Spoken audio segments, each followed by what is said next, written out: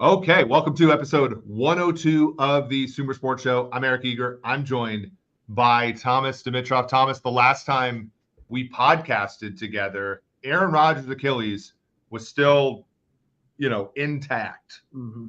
And now, a couple days later, we not only saw Rodgers go down, but we also saw the Jets with one of the more gutsy efforts I've seen in a long time, coming back to win that game 22-16 in overtime.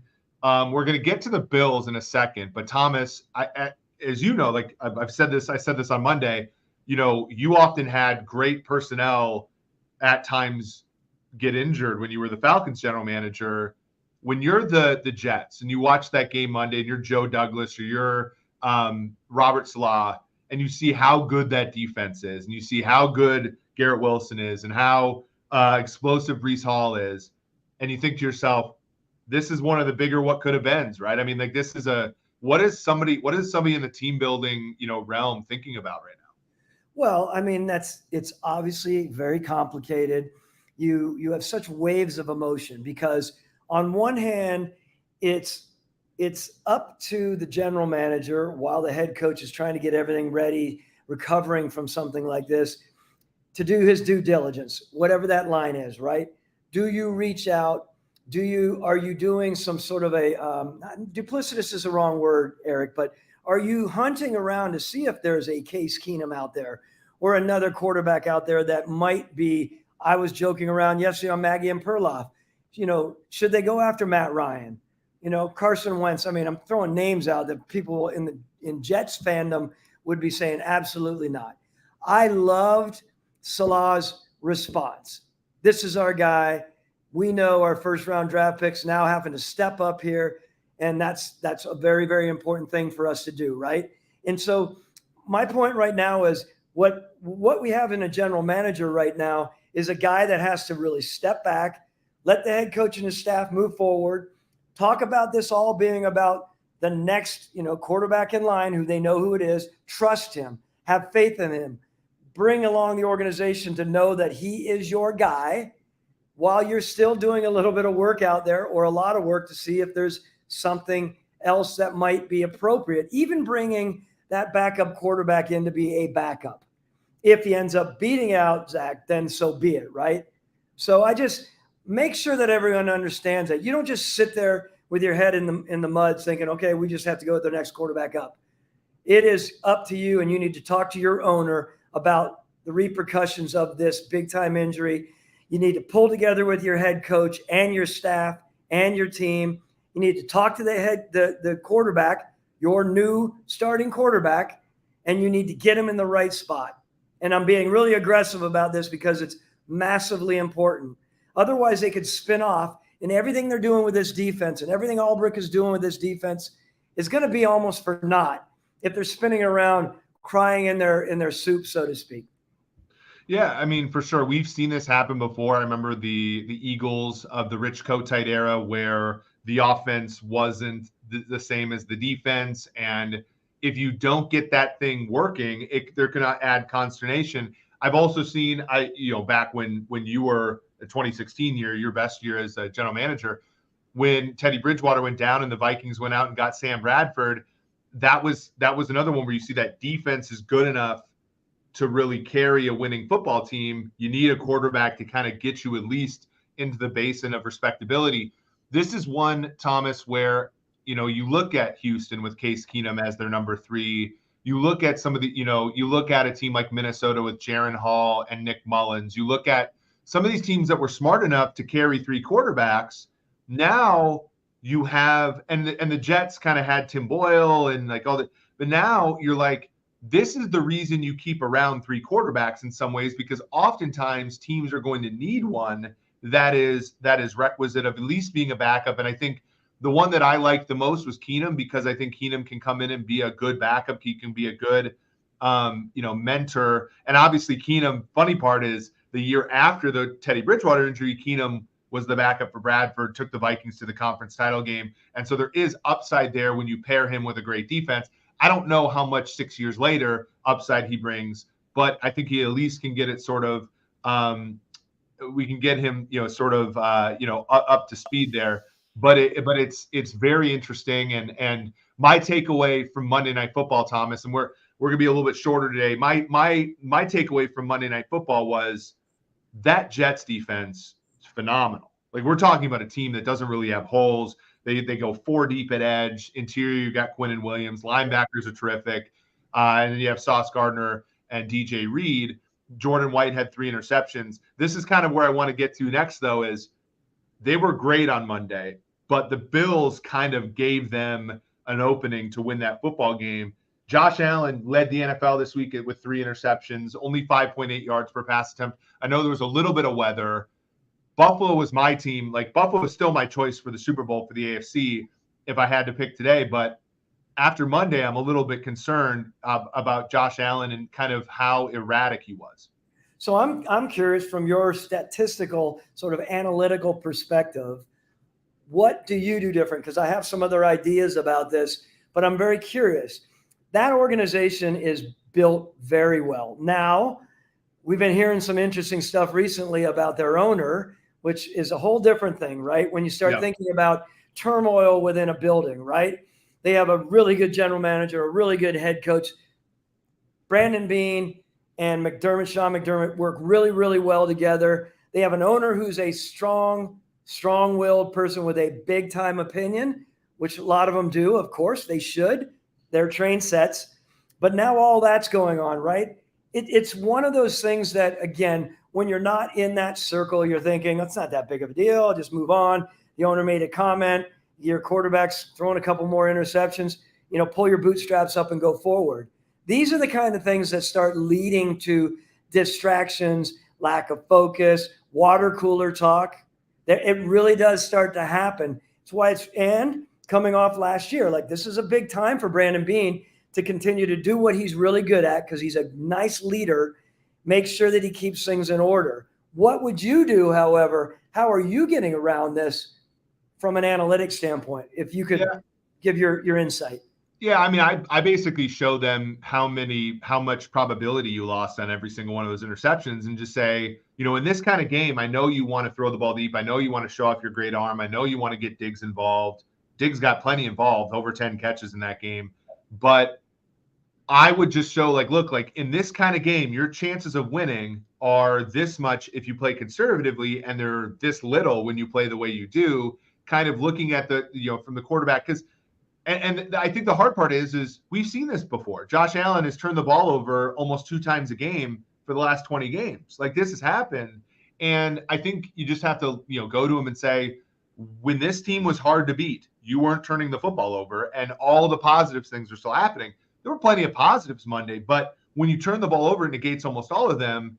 That's where I get worried. Now, I will, the best part about analytics is you can quickly look things up. And I you look back at week 1 of 2021, and they lost at home to Pittsburgh. It was a pretty ugly game. It was very similar to that one. There was a block punt for a touchdown. There was a lot of I call it football riffraff, stuff that doesn't happen very much. And they obviously rebounded and were able to get a high seed in the AFC that year, even despite that. So it's not the end of the world. I think you don't want to, say the sky is falling. That's a good Jets football team too, even without the quarterback. Sure. I think that you kind of try to convey that truth to them.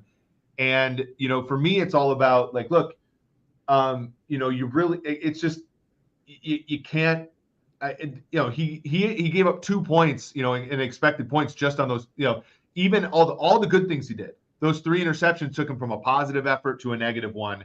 And you just, when you're being paid that much, when you are considered a top 3 quarterback in the NFL, you have to be positive every single game and take your chances around you. That's when you pay a quarterback, and that's what the Chiefs are always paying for. That's what the Chargers are always paying for. That the Bengals are always paying for. You have to convey to Josh Allen, because to me, I don't think there was really much else that went wrong other than Josh Allen. The Bills defense played fine, and they got good heat on Rodgers, and then eventually Zach Wilson.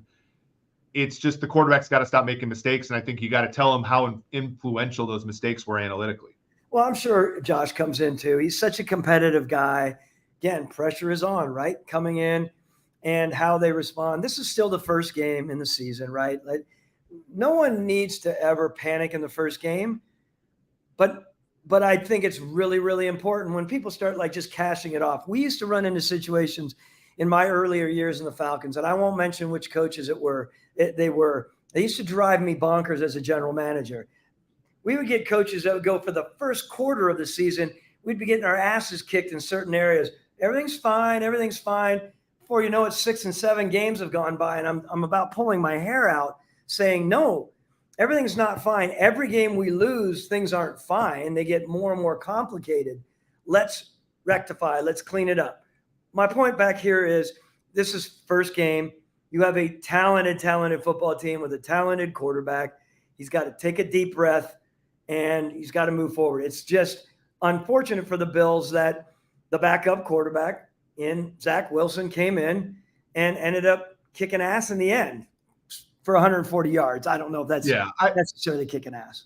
Yeah, that's the thing. It's like if you just would have just, in the first couple of interceptions for Allen, I wasn't that like they were deep balls, and so they were like punts. Yep. Obviously, those are bad because you want to have possession of the ball. It was really that third interception near midfield. It's like if you dare, it's sort of really instructive. Breece Hall had a bunch of big plays that night, and they could not score. And I was thinking, like, if you just punt it to the 20-yard line every single possession and dare him to go down the field every single time, you're going to win. If you dare him to go half the field, you're now tempting fate. And I think obviously they tempted fate at the end there. I want to transition quickly because one of your favorite games this weekend is Chiefs Jaguars. Chiefs go on the road to Jacksonville. They get the Chris Jones deal done ish. Looks like the Chiefs got the best of that one. Brett Veach, Brant Tillis, I think, do a good job. They did this weird thing where all of the new incentives on Chris Jones's deal are not likely to be earned. And so they're able to like kind of maneuver the cap with just a Joe Thuney restructure as opposed to a Mahomes restructure. So that's pretty cool. So one thing I wanted to point out, though, is the Jaguars didn't have their best stuff on Sunday. They went on the road to Indianapolis. They were trailing in the fourth quarter, I think. They end up winning by 10. They end up covering the spread. And a guy who's been very impressive in game continues to be, and Doug Peterson, we calculated this at Sumer Sports, relative to an average coach, Doug Peterson added 13% win probability to his team on Sunday relative to an average coach. And I think to myself, not your same old Jags, right? Mm-hmm. A team, the bad teams, they lose games when they don't have their best stuff. The good teams, and even the good teams sometimes lose games, like Kansas City, Buffalo, and Cincinnati. I think it was very impressive for the Jags on the road, behind in the third, turnovers and stuff like that kind of befell them. And Doug Peterson and to a lesser extent, Trevor Lawrence elevated themselves on the backs of 2018 first-round draft pick out of Thomas Dimitroff, Calvin Ridley. Calvin Ridley, love to see that, by the way. He did what he did. One of the best route runners that I have seen since I've really been involved. I just think he's special that way. Another point, another time. Let me go back for a minute here. Let's talk team builders for a second, as I like to do often because I think it's such an important part. When you go back to Dave Caldwell, who's a dear friend of mine, I think he's really, really good at what he does. Things went awry, right? They have not had a situation in Jacksonville for quite a while. Before, when Dave was there early on and he had some relationships, of course, with head coaches, it went awry when the former head coach of the New York Giants came in there, Tom Coughlin, to be in a different spot. There was stuff going on between the head coach, the general manager. It got dicey. My point is, Dave, I say this respectfully to give kudos to the Jacksonville Jaguars because you're gone. And again, I say that tongue in cheek. What Trent Baalke is doing right now with Doug Peterson, they're bringing in they're bringing in a really good relationship together. They both have a great deal of respect for each other. Doug Peterson respects what Trent Baalke is as not only a personnel man, but also as a former coach in college. They have a good working relationship, which is what that organization needs now. We all know that. I mean, look, I know how it was being at Atlanta. You need that relationship to be sound, and you need to be communicative. And I think they're doing a really good job with that. Back to Peterson. Obviously, he's very talented at what he's done. He leaves Philly, goes down here, resurrects careers, right? That's what they do. Well, Trent Baalke's resurrecting his career too. Maybe Jacksonville is like the utopia for what am I trying to say? Like refurbishing careers, so to speak. I like what they're doing there. I like how they're putting together a really good team with a confidence level about them and some elements of swagger, not showy swagger necessarily, but between Peterson and Trent Baalke, I think they're really coming together at the right time, even though it's only a second game in. This is going to be a fun season to watch for them. Yeah, for sure. And to your point, when you had the first pick in the draft 2 straight years, your roster is not going to be perfect when you come out of the wash, even if you start to win a little bit. And yet, great coaching can overcome that. And I think Peterson and, to your point, Baalke and the guys that are building that roster, they're doing the best they can. But when you try to go from the first overall pick in consecutive years to being a perennial division champion, and this is the Jaguars team, Thomas, that is trying to win the AFC South in consecutive years for the first time ever, and consecutive division titles for the first time since Y2K, right? So we're talking about an unprecedented elevation of the Jaguars, and that's going to require coaching that is pristine. Before we go, and again, we're going a little short today, I want to talk a little bit briefly about the Bengals hosting the Ravens. Ravens were impressive on Sunday. A lot of Zay Flowers. Both you and I really like Zay Flowers a lot. Got him the ball frequently. He seems like the kind of receiver that the Ravens have been looking for forever. They go to Cincinnati, and Cincinnati's 3.5-point favorites. Now, Cincinnati got crushed on Sunday against Cleveland. But to me, this is an example of how much matchups matter in football. The Browns match up very well with Cincinnati. The front four really matches up well. The weather in Cleveland is never good for a guy with small hands like Burrow. And so Cincinnati never beats them. But $50+ million hands, by the way, but that's, Yeah. Now, Cincinnati has always really measured up pretty well with Baltimore. And so the markets, I think, are shading Cincinnati in this game, even though I think most people would say Ravens are an impressive football team. Cincinnati was not impressive in week 1. We should favor Baltimore here. The markets disagree, and I actually agree with the markets. I think when you look at the Ravens without Marcus Peters gone, Marcus Williams, this free safety, tore his pec, Marlon Humphrey's out again. Pass rush, is kind of, they don't really have a guy there. I think that, to me, when I'm looking at this game, I give Cincinnati a bit of an edge, and I'm really interested to see the week-to-week variation in these things. Yeah, look, the way that the games are playing out already, and everything that's going on this first week, it's got me. I feel like my BP's up. I don't know if that's a good or bad thing. Yeah, I'm seeing it in a healthy way because it's exciting to go into the season the way that it is. The revelation for me, by the way, little aside, is I always thought 3 years after being fired at an organization, I was going to be fine. I could watch the entire game. Tried to watch the Falcons game. I watched the entire game. There's some really good things there on both sides. I thought there were other things that were challenges. One thing we know, I'm not to change subjects, but where Bijan is and where Algiers is, that's a cool run game for them. We just need to get Dr. Ritter to keep tossing that ball down the field, right? Get it more and more comfortable getting the ball down the field. We've segued into talking about the Falcons. Only point is, I love this game. I love the league. I just may need to watch Atlanta a little bit longer on the red zone. Yeah, I think it's tough, right? And we could talk about this in the next pod because I know we got to wrap up soon, but there is like I got to think that there's a tension there between a guy that's taken Pitts and London top 10, 2 of the first 3 first rounds of his career, Terry Fontenot's, and the way that they're used on the field by Arthur Smith. Two targets total between those two guys.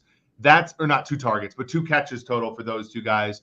I think that that's something that we might want to talk about if this thing continues. I'm willing to admit that it's maybe a one game blip. But it is interesting because, it seems like there's an investment in those 2 positions at wide receiver and tight end, but on the field, it might not see necessarily the fruits of those things. Right. Well, gentlemen, I have to. We got to get running. So this was a short podcast. I'll see you guys back on Friday. We'll talk about Thursday night football between the Vikings and Philly. We're going to talk on Monday about the week that was. But for an abbreviated version of the Sumer Sports Show, for Thomas Dimitroff, for Eric Eager, this has been episode 102 of the Sumer Sports Show. We thank you all for coming. We'll see you next time. Ladies and